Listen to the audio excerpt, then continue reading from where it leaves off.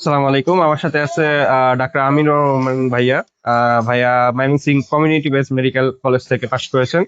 Currently ভাইয়া আবিসিনা Tajik state medical ইউনিভার্সিটির anaesthesiology ডিপার্টমেন্টে পিজি ট্রেনিং রত আছেন অর্ডিনেটর কোর্সে।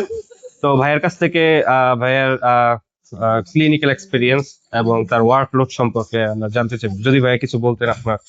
আহ, আসসালামু আলাইকুম। আমি ডাক্তার মোহাম্মদ আমিনুর রহমান মিল্টন। আমি 2025 সালে সেপ্টেম্বর 3 থেকে আবিসিনা Tajik state medical university recently এখানে আমি এসেছি। আমি আমার ওয়াইফ আছে, ও আমরা দুজন একসাথে এসেছি ও গাইনোকোলজিতে। আমাদের ফার্স্ট সেমিস্টার এখন চলতেছে। আমাদের 4টা সেমিস্টার এখানে।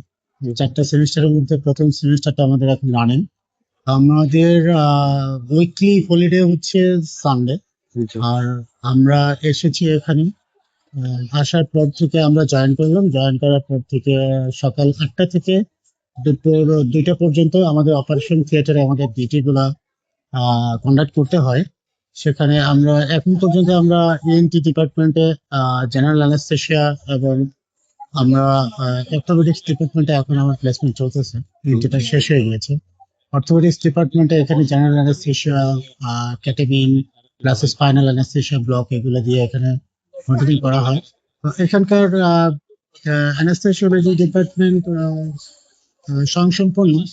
আমরা এখানে যারা আহ, আছি, আমরা দুইজন আছি অ্যানেস্থেশিওলজিতে।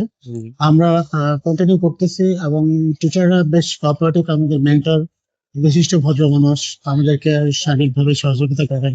সার্বিকভাবে আমরা আমাদের বাংলাদেশি যে যাদের মাধ্যমে আমরা এখানে এসেছি, তারা আমাদেরকে শারীরিকভাবে সহযোগিতা দেন যে কোনো বিষয়ে, দিনে রাতে।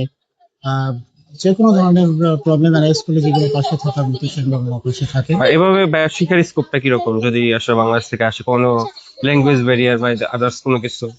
ইংলিশ মিডিয়ামে আমাদের এখানে সবকিছু। ইংলিশ মিডিয়ামে আমরা পড়তেছি। আমরা তাজিক বা রাশিয়ান কোনো ল্যাঙ্গুয়েজ না, আমরা ইংলিশ মিডিয়ামে পড়তেছি।